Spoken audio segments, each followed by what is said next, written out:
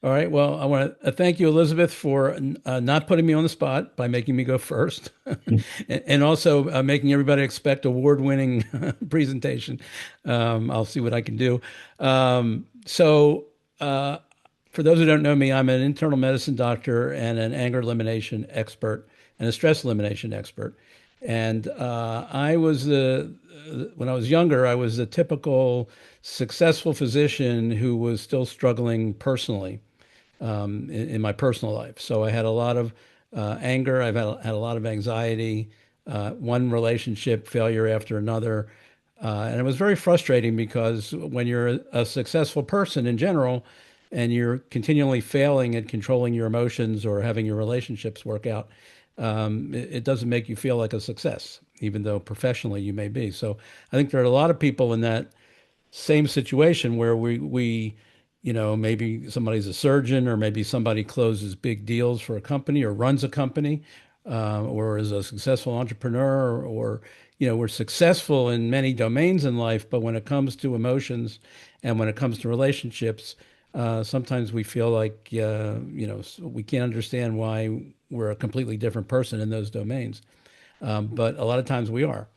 And this will often surface during the holidays because there's more, circumstantially, there are more pressures and more opportunities and more triggers to have your emotions tweaked. You've got more demands placed on you during the holidays with all the many things we have to be responsible for, coupled with our normal daily lives and activities that we have to fulfill.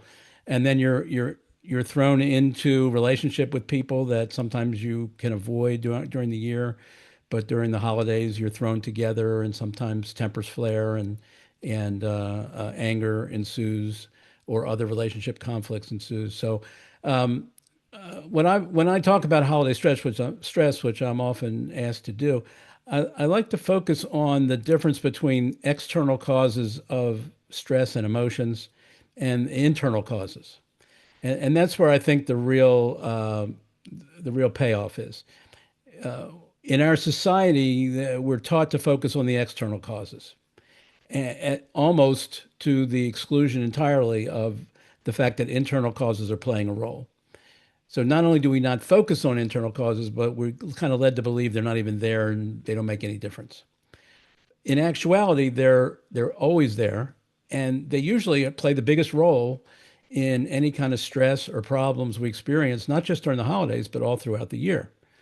So one of the things I say when I'm talking about the holiday stress is holiday stress is a great opportunity to learn about the internal causes of whatever stressful problems you're experiencing, so you don't not only have a less stressful holiday season, but you learn how to identify and catch those internal causes all throughout the year. Because the truth is, the things that cause stress during the holidays are no different internally than what causes stress throughout the year. For example, is expectations.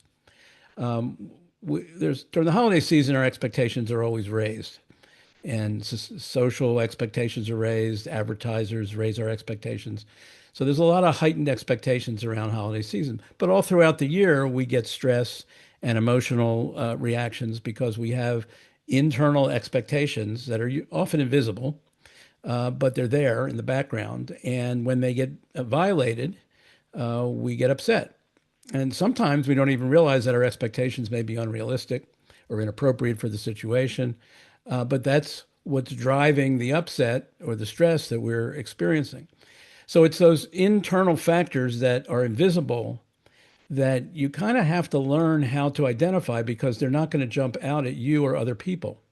Walking down the street, you see somebody get upset or angry, you may see what's going on outside of them or what triggered them, but you're never going to see what's going on inside their brains in terms of internal causes. And most of the time, they're not going to see it either, because it's invisible not just to people outside of us, but it's invisible to us most of the time because we're not focused and we don't know what to look for. So, what I've done over the years, over the last 40 years, is I've been able to figure out a lot of these internal causes. So, for example, when you look at emotions, anger being one of the leading emotions that people have trouble with, but it's true for all emotions. Most emotions come from three simple internal causes. It's like a little program that our brain has to manufacture the emotion. And it's three stories that our brain tells us for each emotion. So anger has three stories, anxiety has three stories, guilt has three stories, frustration has three stories, worry has three stories, sadness has three stories.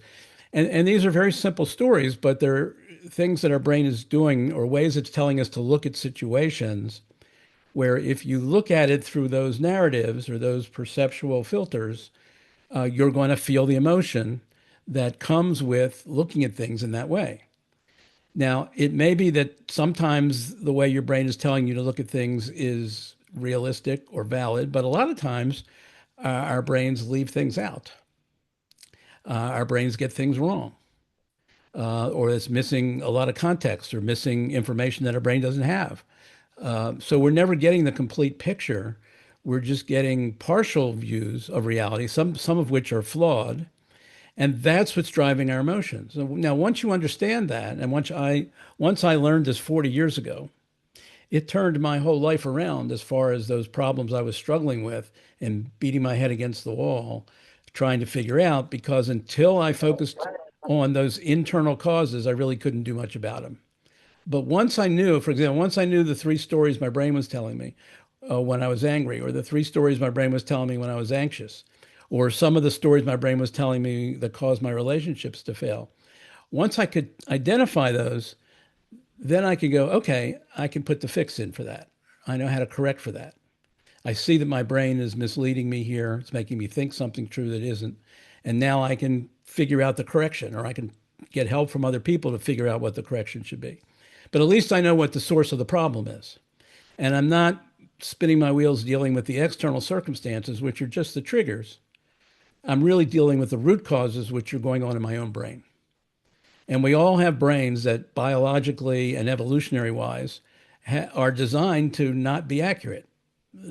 Our brain is purpose of our brain is not to give us accurate views of the world. It's to keep us alive. And if lying to us keeps us alive, then our brain's perfectly happy with that. If your brain makes you think there's danger when there really isn't danger and you run away, for your brain, it's a win because you get to play another day. If, on the other hand, your brain didn't do that and you stuck around in a dangerous situation, you could lose your life and then game over. So our brains are not truth machines. They're quite the opposite. They lie to us frequently. They deceive us frequently. Um, I'm sure you've all heard of cognitive biases. You know, there's like 200 cognitive biases psychologists have identified. Those are all brain tricks. Those are all ways that our brains get us to think things are a certain way when they're actually not. And we have these biases that are actually misunderstandings of how the world actually works. So if you really want to be a masterful when it comes to dealing with stress at any time of the year, whether it's during the holidays or after the holidays, it really behooves you to start learning about and finding people who can help you identify the internal causes of your stressful problems in life. And if that's anger, then I can help you deal with the internal causes of anger. If it's anxiety, I can do that also. Other people can do that too. I had a tremendous fear of public speaking years ago that I learned how to cure, again, by identifying how my brain was making me crazy around public speaking and things it was telling me about public speaking that weren't really true. So that really is an area that I think is neglected today in terms of emotional intelligence, in terms of mental health, is our ability to argue with our brains and realize that our brains are not always and frequently not giving us an accurate picture of the world that we're living in and trying to deal with. And the more you can get clear about what those patterns are that your brain is giving you to cause various problems in your life, the better you'll be able to be at solving those. So I can't go into a lot of detail about what those are right now, but the point is you want to learn about, you want to find out what they are, because that's where the real money is in terms of power and control over stress in your life, over anger in your life, over anxiety in your life, and any kind of stress that you experience. So that would be my tip for the day is become a student of how your brain is making you crazy and making you stressed and making you emotional, and understand the formula that it's using, which is usually not complicated. And then dig in and go to work on questioning the validity of the things your brain is telling you when it's making you stressed or making you upset. So Okay. hopefully that will help people. And Uh, I'm available. Anybody wants to get in touch with me for help with anger or anything, any other stress related problem like that, I'd be happy to do that. well, thank you, Dr. Moore. I appreciate your input and advice and direction. Thank you so much. That's an interesting, curious question. Is your brain making you crazy or keeping you sane while you are crazy? Well, it does both actually. It alternates. It you know, alternates. I mean, one would hope that, I stay within the lines and, I don't look as bad as maybe I'm thinking or feeling. It's so interesting when you're in a crowded room and you're trying everything you can to fit in and it's just not working. Just not working. I mean, yeah, you're trying everything to keep a low profile, but everything you do makes you obvious in the craziest way. So maybe you're better off being, observed and obvious, and give them a show. I mean, the strength of our minds are, and I'm taking just a unique perspective. First off, Merry Christmas, Happy New Year, season greetings. Season greetings. It's good to see you all today. We're happy to be with you. And let me, and we're so thankful that you've joined us. And we're going to have some fun. We'll have a good time. And I thank you all for being with us. And it is a lot to consider and a lot to review. But this is the highlight of the day. And so we're gonna run right through it. We're gonna run right through it. We've got some great speakers and guests that are gonna be with us today. We're gonna pose some interesting questions and quandaries. Now, before we really get started, I like to have a little fun. Like to have a little fun, and it has us thinking about this. The Powerball is up to 1.9 billion dollars. $1.9 billion. What would you do with that kind of money? What would you do with that kind of money? And so it poses the question, and I'm going to bring somebody on the mic, and this is profound, and I want you to act like you've won. And if you can give me a Oscar performing, rendition, who knows? You could win. So think about it. It's just having fun. So who are my lucky contestants today?